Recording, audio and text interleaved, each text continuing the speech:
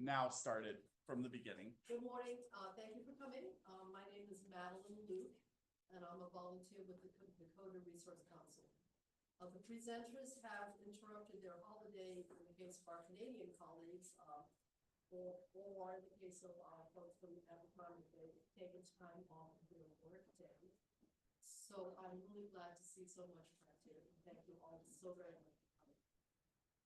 Riverview Farms proposes to place 37,500 dairy cows with 2 confined animal operations in the Red River Valley. These animals are in a barn 24 hours a day in close quarters without sunshine or the ability to move around. The massive amounts of waste, of water required, and the amounts of waste generated. Pollution knows no boundaries. So it makes sense that concerned people from North Dakota, Minnesota, and Canada collaborate to protect our common resource. First, via Zoom, our friends from Canada, James Bedone, the Executive Director of Manitoba Eco Network, and Vicki Birds, Chair of Save Lake Winnipeg. James, welcome. Thank you very much, Madeline. I'm James Badham. I am the Executive Director of the Manitoba Eco Network. We're an umbrella organization for environmental nonprofit organizations in Manitoba. And I'm here today on Canada's national holiday, cooperating with a coalition of groups on both sides of the Canada-US border, because water isn't confined by international boundaries, as you noted, Madeline. Water connects us all. We all need water to live, and we're all mostly composed of water. Specifically, we know that these massive mega dairy operations not only threaten local groundwater, and I know there's local people here to speak to that, but also for us here in Manitoba, they threaten our watershed, and in particular Lake Winnipeg. Excessive nutrient loads is the cause of eutrophication in Lake Winnipeg, which is toxic blue-green algae and a lack of oxygen in Lake Winnipeg. And the result is that Lake Winnipeg has been dubbed one of the most threatened lakes in the world. Now, there's an international treaty between Canada and the United States, the Boundary Waters Treaty of 1909. And in accordance with the Boundary Waters Treaty, the International Joint Commission has been established to deal with transboundary water disputes and to provide recommendations to the governments on both sides of the border. They are composed of engineers, hydrologists, and other water quality experts. In May 2020, the International Joint Commission recommended the adoption of nutrient objectives at the international boundary, specifically talking about the international boundary of the Red River. They have targets for other rivers and watersheds as well. But in 2022, those recommendations were approved by both the US and the Canadian governments. Now, already, those nutrient concentrations and loads are substantially over the targets that the IJC and the government has set. And the IJC notes that this has been the case, that nitrogen and phosphorus concentrations and loads have consistently exceeded levels for decades. Just to put that in context, in their reports, the nitrogen concentrations should be 1.15 milligrams per liter, but currently, from measurements most recently in 2022, it's more than double that at 2.49 milligrams per liter. The total average annual nitrogen load is 25% over the objective, just shy of 12,000 tons when that objective should be just over 9,500 tons. Phosphorus, which is the leading factor leading to eutrophication in our lake, the suffocation, the death of Lake Winnipeg, is even worse. Phosphorus concentration should be at 0.15 milligrams per liter at the Red River International Boundary, but it's nearly triple that at 0.4 milligrams per liter in 2022. And the average annual load is 69% over target. That's 23,666 tons per year when the objective is 1,400 tons. You can find that in the 24th Annual Progress Report from October 2023 of the International Red River Watershed Basin. Once again, these targets have been set by governments on both sides of the border. And I also think it's worth addressing this only speaks about the nutrients. There are numerous other pathogens and other pollutants from industrial agriculture that'll make its way into the watershed, which is everyone's watershed. There seems little doubt that if these massive mega dairy operations are allowed to proceed, the nutrient concentrations and loads will continue to increase substantially, threatening both local groundwater, Lake Winnipeg, and its watershed. I'm now going to turn it over to Vicki, I believe, who will be speaking a little bit more about Lake Winnipeg in particular. Okay, thank you, James, and good morning, everybody. And thank you very much for um, including us in this really important discussion. My name's Vicki Burns, and I'm with the Save Lake Winnipeg project, and our goal is to promote awareness, education, and action to restore the health of Lake Winnipeg. I'm just going to quickly give you a few of the things that we're so I guess proud of about Lake Winnipeg, but really we are the ones, proud doesn't really sound like the right word. Lake Winnipeg is the 10th largest freshwater lake in the whole world. It's home to many communities around the lake. In the North Basin, many First Nations communities have lived there for long, long time. We have a very important commercial fishery on the lake. And some of you might have heard of Grand Beach, and if not, you should come and visit. Grand Beach has been rated one of the top, I think, 50 beaches in the whole world. So Lake Winnipeg is a very, very precious resource to us. When the quality of water becomes unsafe, it's going to threaten thousands of people, millions of animals. We have to work hard to make sure that doesn't happen. In 2013, it was designated the threatened lake of the world because there was so much blue-green algae. And a lot of that blue-green algae is toxic. It can cause humans, animals, any life that depends on it, can cause it serious health problems. So I'm just quickly going to explain to you how is that related to what is being proposed in North Dakota. Well, the phosphorus and nitrogen, those are nutrients that are very important for anything that grows, including humans, animals, and any crops. So there's phosphorus and nitrogen in animal waste, also in human waste. But think of this difference. Human waste is treated in sewage treatment plants or sewage lagoons before it's released. The animal waste or manure is used as fertilizer. It's applied to the ground with no treatment because the phosphorus and nitrogen in that waste will be good for fertilizer to help crops grow.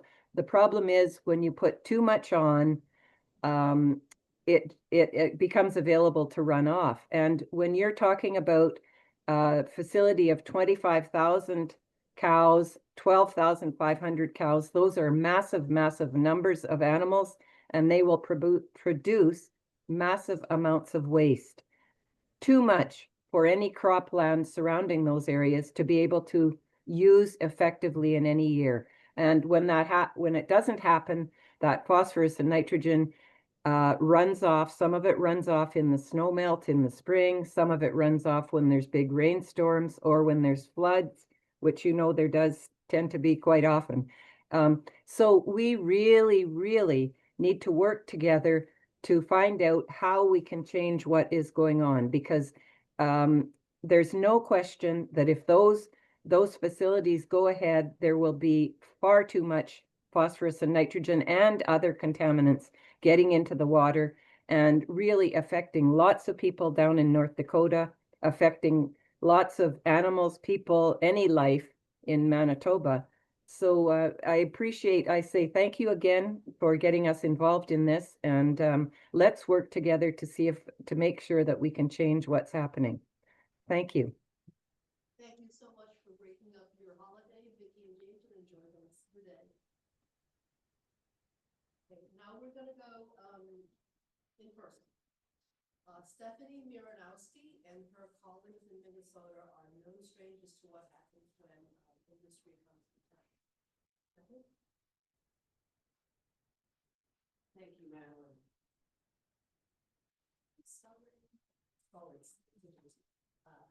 Stephanie with a PH. Miranowski is Miranowski.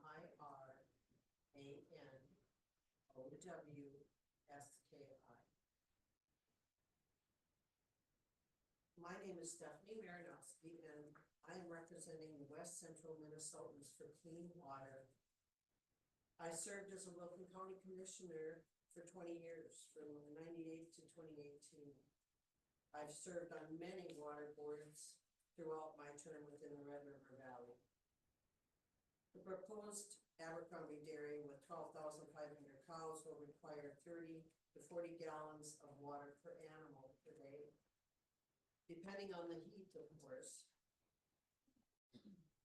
And this comes out to 375,000 to 750,000 gallons a day, or 136,875,000 to 273,750,000 gallons per year. And we all agree that's an awful lot of water. The dairy is situated on the Berry Valley Aquifer, which is actually a complex which supplies rural lands on both the North Dakota and Minnesota side of the Red River. For content, 273,750,000 gallons is about 800 acre feet. The city of Wahpeton reported 339 acre feet withdrawal in 2024. I have had experience with what happens when a major water user comes to town. In 1995, the Pearl Gold plant was erected. Over concerns about the water availability at that time, the North Dakota State Water Commission, the Minnesota Department of Natural Resources, and the Wilkin County Environmental Services collaborated on a groundwater study from 1995 to 1998. They concluded that Pearl Gold's withdrawal from the Berry Valley Aquifer directly affected the levels of the surrounding aquifer complex, which supplies the rural areas. There were enough concerns about recharge rate that recommended that a complete environmental review be done before any new major allotments were allowed. When Pearl Gold began operating, every farmstead in my area had to install a new well. It is something we need to be concerned with again. Is it that important for us? And I feel it is. Citizens have a right to know what is to come and what is to be expected in the future. Who's responsible for the extra expense? Should my fellow Minnesota residents be expected to pay for new wells because of a North Dakota project that we have little or no input in? Let's remember that this is a border state. My farm, along with others, is literally 1/4 of a mile from the proposed dairy. Should water usage like this new dairy change or precipitation change significantly, the sustainability of the Wahpeton Berry Valley Aquifer would need to be reevaluated. And this is not just my thoughts, but that of the Minnesota DNR as well. This would demand long-term monitoring and an environmental study with open forums to enlighten the citizens in and around our area. With that, thank you. Thank you, Stephanie. Now we're going to go to the people who are most directly affected by the Abercrombie dairy. And I should mention that the Abercrombie dairy is $12 per 5 fish and head. The Purple dairy, which is north of Fargo, is $25,000 a head. And we're not covering that in the because the Abercrombie people who's going to be much more popular. They're going to be. So we're going to start out with Mary Saul, and then follow with Eric Olson and Cindy Thick. So Mary. Hello, my name is Mary Saul, and I live on a farm located 1.4 miles from the proposed dairy site and their waste lagoons. There are 3 glaring factors related to the risk of water contamination that I will cover. They are, number 1, nitrates. These will seep into the groundwater because they act with water. At just 10 milligrams per liter, it causes blue baby syndrome. Recent studies show a level as low as 3 to 5 milligrams per liter link it to cancer, birth defects, and miscarriages. Number 2, dairy sits right on top of the Wahpeton Berry Valley Aquifer. When, and not if, the aquifer becomes contaminated with high levels of nitrates, there is no system in southeast North Dakota to reverse this. Simply, nitrates cannot be boiled out of the water. High levels of nitrates in the Raccoon River in Iowa required Des Moines to put in several reverse osmosis plants, which cost water users and taxpayers in the area a lot of money. Number 3, currently there is no backup water system in this area. Southeast Water Users out of Matador has confirmed they are incapable of sustaining Wahpeton should the aquifer become contaminated. Breckenridge, an area farms on the east side of the Red River, are totally on their own, as many in this area share the aquifer, as previously mentioned. It is telling that a Riverview representative, when asked what he would do if his well was 1.4 miles from the dairy, responded to me, "I would get rural water." Another dairy employee stated, "I do feel bad about the nitrates in the water for the Wahpeton people." Currently, Abercrombie does not have a large enough water pipe or water storage tank to back up their water source. These are real problems without any solutions in sight. Since these facilities have no independent inspectors and only rely on self-reporting, many of their activities go unregulated and unreported. Seepage and release of pollution is possible from all aspects of the operation, from large volumes of feces to urine, waste milk, animal mortalities, wastewater loss transport, and storm water runoff. All these sources seep to groundwater and then move down gradient to either domestic water supply wells or surface water bodies. The proposed lagoons at the Abercrombie dairy are 24 feet deep with 15 feet below grade. Soil bearings show that water table is at 8.5 feet to 24 feet below grade. The Department of Environmental Quality allows a seepage rate of 1/16 inch per day or 22 inches per year. In some areas, the bottom of the lagoon is approximately 2 feet above the water table. Simply, the 22 inches of seepage per year would contaminate the water table in just over 1 year from the beginning of the operation. Abercrombie's engineers maintain that the 24-inch clay line would provide only 1 to 56-inch seepage per day, so this would in effect allow contamination to occur in 3.5 years. And these calculations only hold true if construction and maintenance of the clay liner is done perfectly. The amount of potential seepage, according to the DEQ, in the first year is 77 million gallons of wastewater. Others have estimated higher amounts. The placement of this facility has multiple risks. It is located just over a mile from the Red River on the east and about the same distance from the wild rice on the west. The fields used for manure disposal are heavily tiled and or abut surface waters. Most importantly, it is located right on top of a glacial aquifer. In the Farmers Union Manual, the stated preferred location of these CAFOs was never to be on top of a glacial aquifer. Yet here we are. There is nothing in the permit that holds Riverview accountable for replacing area wells or for providing another water source should they contaminate ours.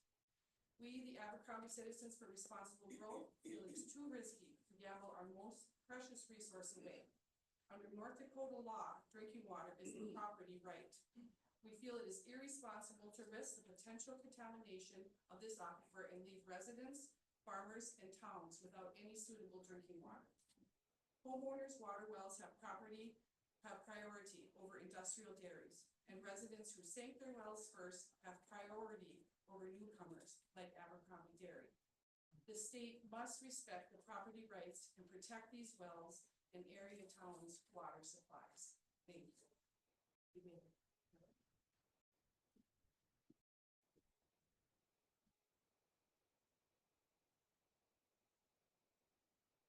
My name is Eric Olson. I'm a resident of Richland County. I'm here to discuss the proposed CAFO dairy in Richland County that raises alarms over DEQ's oversight failures, and that include incomplete nutrient management, weak monitoring, and no accountability, sparking concern for North Dakota. The proposed concentrated animal feeding operation, CAFO, dairy in Richland County is drawing sharp criticism from residents who say the North Dakota Department of Environmental Quality is failing to protect local water resources and public health. Despite the large scale and potential environmental impact of the facility, it is reported that the DEQ has, number one, approved incomplete nutrient management plans, which is a critical tool for preventing manure runoff into the Red River and Wild Rice River. Number two, conducting minimal surface water monitoring in the area, leaving the rivers, drinking water, and all tributaries at risk of contamination. Number three, failed to assign clear liability for pollution events, allowing operators to avoid accountability. And number 4, fail to address clear violations of their own standards on a timely basis or even sometimes at all. This isn't just an oversight. It is systemic negligence. Without a full and enforceable plan to manage nutrients and monitor runoff, this CAFO poses a direct threat to our water, our land, and our communities. North Dakota law requires nutrient management plans for CAFOs to ensure that manure is handled in a way that prevents nitrogen and phosphorus pollution. However, public records indicate the plans for the Richland County dairy are missing key components and lack enforceable mechanisms. This is the kind of regulatory failure that leads to long-term water contamination when there's no surface water monitoring and violation at groundwater wells go unchecked. How can the public trust the system is working? Across the Midwest, poor regulated CAFOs have led to major water contamination events, legal battles, and long-term environmental degradation. In Iowa, Wisconsin, and North Carolina, lack of enforcement and industry loopholes have contributed to widespread community harm. Lessons North Dakota appears to be ignoring. We've seen this story before, and we know how it ends. Relaxed oversight, unchecked pollution, and rural communities left to deal with the consequences. In addition to immediate environmental risks, the lack of liability assignment means the cost of any cleanup or damage will fall on the taxpayers rather than the operators of the facility. Local groups are demanding that a halt to permitting until a full environmental review is completed. Completion and accurate public release of a viable nutrient management plan, independent water quality monitoring, both surface and groundwater, and legal liability assigned to the CAFO operator for any pollution or violations. Richland County residents deserve better than a rubber-stamped project with no safeguards. We call on state regulators to do their job before irreversible damage is done. Thank you. Thank you, Eric. Cindy?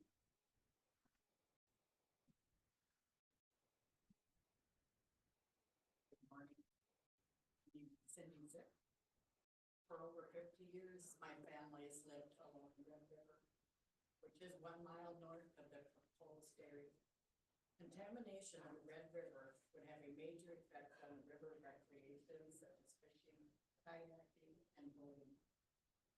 Having this massive CAFO in our community would also lower our property value considerably. From the beginning, our community members have experienced a pattern of evasion, dishonesty, and exclusion.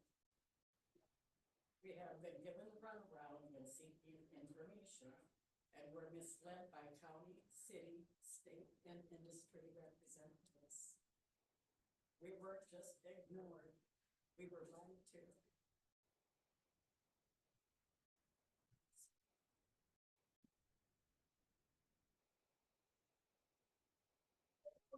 This project sidestepped real questions and pushed this project forward before we knew the full scope of all the risks, leaving local families to face the unknown without a voice in the decision-making process. This approach has not only eroded public trust, it has put the livelihoods of farmers, the safety of families, and the integrity of our local environment. We expect our public agencies to act responsibly to protect people and not enable pollution or unfairness. What's happening here is not irresponsible, it's unjust. This CAFO not only affects those who live nearby, like all of us, but it also affects everyone who depends on the clean water of our farming, which includes Wahpeton, Breckenridge, Abercrombie, Kent, and hundreds of private wells on both sides of the river. If we all just ignore this project, this aquifer will become contaminated or depleted.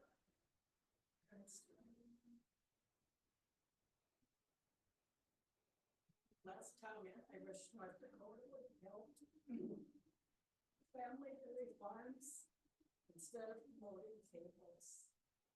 It would have been so much better for our environment and a better life for our poor cows.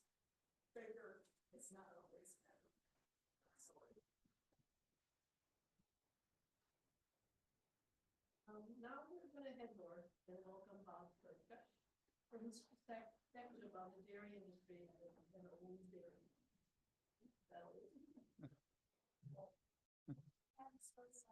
SUS. Good morning. My name is Bob Soska. I am originally from central Minnesota, grew up in the middle part of the state at Little Falls. Third largest number of cows in the state. And in the industry, agriculture still grows there. I was an independent herdsman and dairyman for 25 years. I quit milking 10 years ago. But we've been brought here to a point from a theory in the 1970s of fence row to fence row farming from Ag Secretary at the time, the late Earl Butts. He promoted the lie endlessly of bigger is better, bigger is cheaper. No regard to regulation, no regard to environmental issues, which I don't believe they knew. In that point in time, they knew of what the impact was going to be. Riverview is based out of Morris, Minnesota, which is roughly about 100 miles from where I grew up. They are pretty much, they've been in they're in multiple states and a borderline monopoly with their own contracting all the way up through their dairy facility. Basically, if they come here, who's accountable if there's a problem at the dairy sites? Is it the owners? Is it the taxpayers? Industrial agriculture depends on reliably cheap immigrant labor. Without the labor pool, they have to look another way for the labor. A farm community dies when the cheese plant closes, the butter plant closes, and the name is sold off to a bigger corporation with lesser quality. I watch the sales pages often. And in the last, more dairies are up for sale because of this larger size scale dairy. Instead of a few people with thousands of cows, communities would be better with more people in the dairy game. Without big business cornering the market, the field would be thrown open for more people to get into it. A pair of New York legislatures have a proposal of a 700 cow farm maximum. With some alterations to it and state support, this idea could take off here. It may be a little harsh, but I still hear the horror stories on a semi-regular basis of factory farms hiding people in culverts, substandard housing, substandard living conditions, and basic imprisonment to the farm. And sad part of it is, the owners brag about how many cows they have and don't milk. 25 years of milking cows, and you hear most of it. Occasionally read some of it, and know it's out there. And the world is totally blind to it. Our local communities don't know what's going on. North Dakota can do. And I'm just gonna add that, Riverview LLP North Dakota, it's an LLP, so it doesn't fall necessarily in the managing partners for North Dakota Riverview Farm.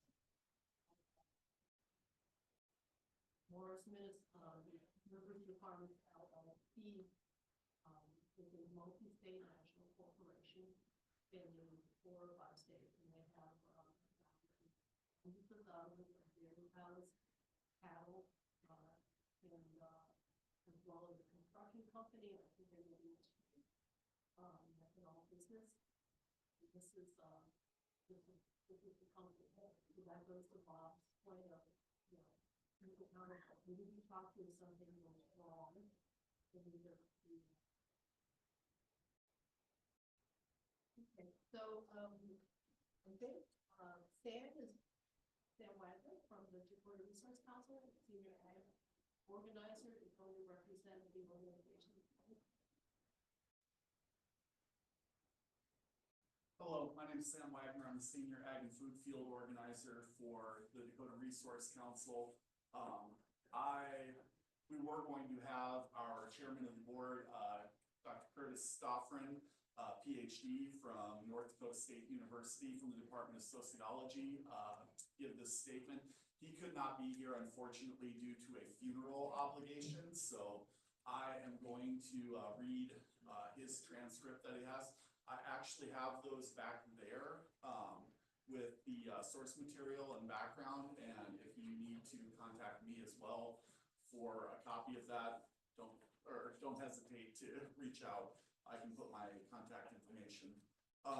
CAFOs, known as concentrated animal feeding operations, can have significant social and economic impact on rural communities, often leading them to positive and negative consequences.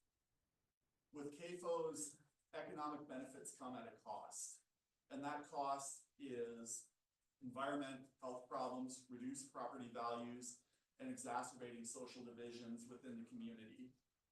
With the loss of small farms, the presence of CAFOs can make it difficult for smaller independent farms to compete, potentially leading to further consolidation and job losses in the agricultural sector. With community conflict, CAFOs can create conflict and division within communities due to concerns of environmental impacts, property values, and the quality of life. There's erosion of social capital. The conflicts surrounding CAFOs can weaken social bonds, trust, and interdependence within the community. With health concerns, CAFOs can pose health risks to nearby residents through air and water pollution, potentially leading to respiratory problems, cardiovascular issues, and other illnesses. With a disruption of rural lifestyles, CAFOs can disrupt the rural lifestyle and sense of community of those living nearby, as they may be forced to deal with odors, noise, and other environmental nuisance. With that comes a reduced quality of life. The overall quality of life in communities with CAFOs can decline due to the factors mentioned above, leading to a sense of unease and frustration among residents. There's unequal distribution of benefits and burdens. Low income and minority communities are often disproportionately affected by CAFOs, facing greater health risks and economic hardship. Political de-skilling. The process of navigating CAFO-related issues can lead to a sense of powerlessness among the community members and elected officials, making it difficult to address these other local concerns. The North Dakota State Legislature has on many occasions over the past 5 years since 2019 has been constantly eroding the local rights of townships and communities to make it easier for CAFOs to come into our state of North Dakota. In fact, Governor Doug Burgum in 2022 at a Big Iron Conference specifically said that the other states are kicking our butts in animal agriculture and we need to match them. With that, there's the threat to democratic rights, and we mean small democratic, not the political party. The siting and operation of CAFOs can sometimes infringe on the rights of local communities to control their own land and environments. We at the Dakota Resource Council are committed to fighting for sustainable rural communities, and we are opposed to economic dominance by any industry or community. In the state of North Dakota, there are roughly 10,000 cows and 26 remaining dairies in the state. One facility alone will double the number of dairy industry, and if both are built, Riverview will control 75% of all dairy cattle in North Dakota. One of these facilities alone is 10 times bigger than the largest facility in North Dakota currently. Not only that, but concentrating the two regions in less than a mile and a half from the Red River makes contamination inevitable and threatens the availability of water for the surrounding communities. It strains our roads and infrastructure with increased costs to local government while setting tax breaks and subsidies from the state.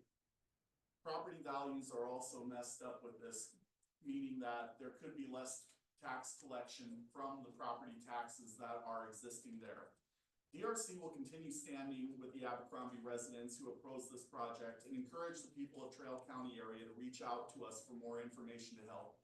Presently, the Department of Water Resources is permitting the process for construction of the manure lagoons, which will generate 107 million gallons of waste annually.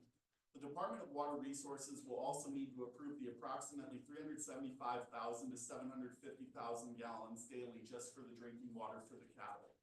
If you have concerns about water availability, you can email Andrew Nigan, the Director of the Water Appropriations at anygren@nd.gov, or call him at 701-328-1069 to talk about your concerns there.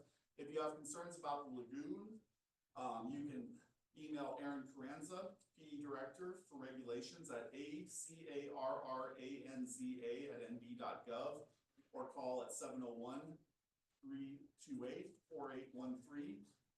And CC that email to the Director Reese Haas, the Director at rehaase@nd.gov, and call 701-328-4940.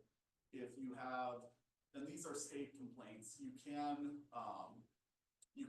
as a citizen of North Dakota or as an outside citizen from Minnesota, relay these concerns to our state officials, because that process is still going on at this point as I'm speaking.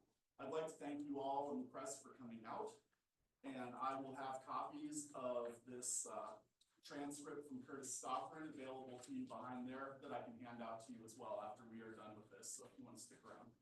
Thank you. So, to end, because of the change of the anti-corporate farming law, projects like these may be just the beginning. We badly need to have an open and honest evaluation of health effects, long-term costs and benefits, and environmental harm before massive project. Thank you all for coming.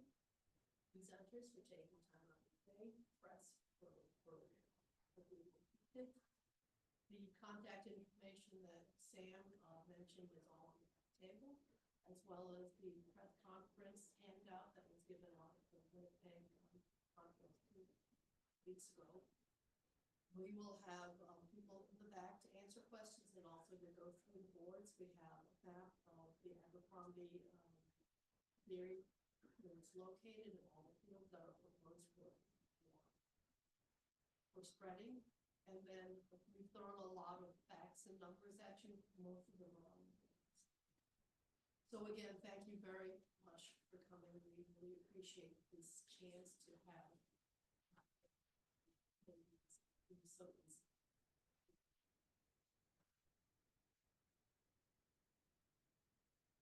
We want to take just questions Oh, yeah. behind. Oh, yes, of course. If you have questions, please go ahead. Yeah, sure. I'm curious too, if just for the sake of us TV people, if we have a question for you, if you could just stand at the Yes. podium for that. One question, I think this might be for you, Eric. I know part of this process here has been sort of reaching out to state lawmakers, county officials, things along those lines to see if you have advocates or allies. Can you characterize those efforts? Has that been successful for concerned citizens of Abercrombie, or how would you kind of describe those efforts? We have reached out to City Council of Abercrombie, Richland County Commissioners. I've gone to Cass County Commissioner meetings, and we've spoken to House Representatives and Senators of North Dakota. You mean Richland County meetings? What did I say? Cass County. Oh, I went to both. Yeah, okay. I went to both. I'm trying to reach as many people as I can. And when I did so, I unanimously got the answer of local control, that they don't have much local control of what they can do. And that's what we hear from everybody, because the state's kind of taken away that local control, unfortunately. So they don't have a say in what they really can do. They can look into it, and but unfortunately, they're not able to give you more answers than that. So are you getting the sense it's a state issue? Yes. And then, another follow-up question, but there were examples of other states that led to harm in the community for contaminated drinking water. Do you you look at those examples as one of the main reasons why you worry about this current permit? Yes. Like you can, I mean, use those examples because this is their first time in North Dakota to deal with something like this. And that's, I mean, I've spoken to people, a lot of us have spoken to people outside of the states. And you hear of the devastating effects that they deal with and what they've lived with because of this. And it's scary. And it's something that we're trying to fight the hardest that we can to prevent it from our state dealing with the same things. I have a question, I don't know who would want to answer it, it's kind of broad and maybe, I don't really know, but, Madeline, you mentioned the changes to North Dakota's corporate farming laws or anti-corporate farming laws. So this is probably something we're gonna be seeing into the future.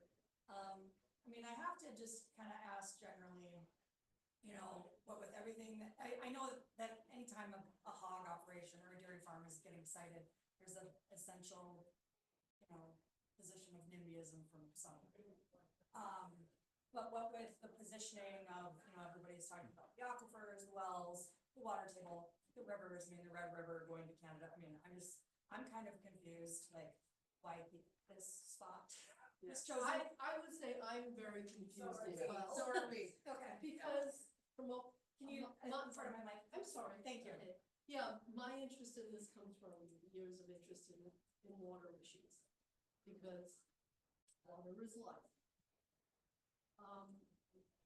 The Abercrombie site, I think, is particularly unsuited for this. And the only, because of the things you mentioned, you know, things, the aquifer being there, you know, basically Richland and Sargent counties are marshes, okay?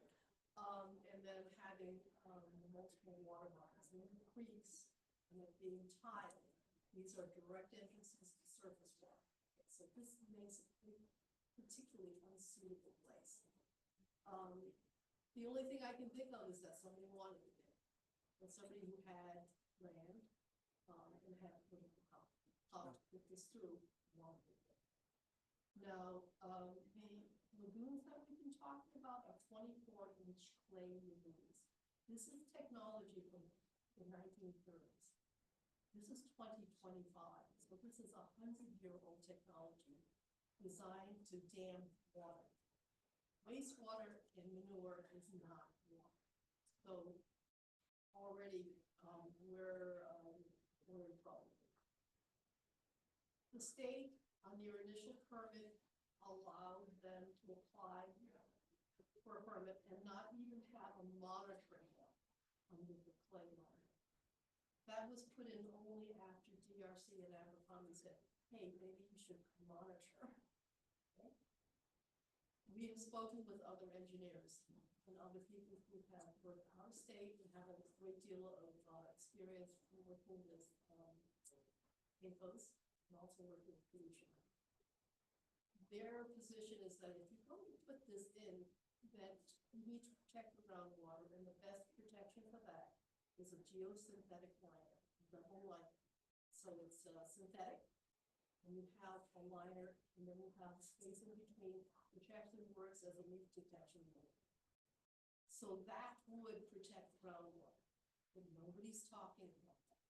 This, of course, does not address the surface water issue, but it does address the groundwater. So there are things that could be done. I mean, the best thing to do is don't put it there, okay? But given the fact that the soil is so wet, the construction difficulties are going to be significant because they have to dry out the clay before the liner can go in, before they can make the liner. Everything has to be stable, but it's wet down there. This is not a good question. It's a long answer to a short question. Could I take one little stab at the extra thing? In the 2023 session, they had put together an ag task force that was looking into siting these facilities. When they brought in the when they brought in the consulting to determine the best facilities, the consulting companies usually went on this criteria. Do you have access to a road or a bridge that can sustain heavy truck traffic? Do you have access to rural water that can provide over 30,000 gallons per minute? And do you have a population center nearby? And do you have access to phase 3 power? If you had all 4 of those, you were considered a good site. There was not necessarily anything environmental that was necessarily thrown into that process. And that was one of the criticisms that DRC had of the process that they were selecting sites. The 2 that they had were in Ransom County and Trail County was where they did the pilot program for these tests. So if you ask the North Dakota DEQ or the Department of Agriculture, you should be able to see where they were determining sites on that.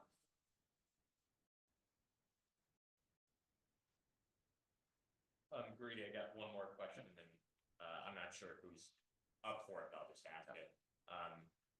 It seems like we're kind of suggesting that state reforms might be needed.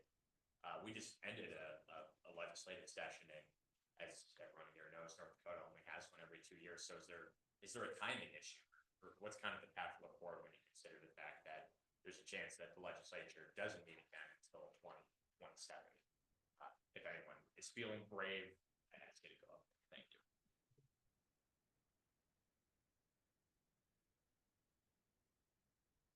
As far as timing goes, what is driving this force is money. This company wants to make money, but there is no rush to get more money when you already have $538 million. But the impact, the entire southeast corner of North Dakota is going to be probably, I can't even count for the monies that are going to be necessary. If we're going to have to put in a reverse osmosis plant, if people are going to have to haul in water, what's going to happen to the devaluation of the whole town of Wahpeton and Breckenridge? Nobody's going to be able to sell their home. Nobody's going to build a home. And the Wahpeton, Breckenridge, and Abercrombie areas will not grow if our water source is contaminated and things are done in earnest for the people that want this. There is no milk shortage in North Dakota. There was never a needs assessment done on a milk shortage in North Dakota. Yes, we want more cows. Yes, I'm a farm girl and I want agriculture, but I want responsible agriculture that protects the environment. A true farmer always protects the environment. And when that is overseen, then those who oversee the destruction of our environment should be held accountable, and they should have to pay for it, not us.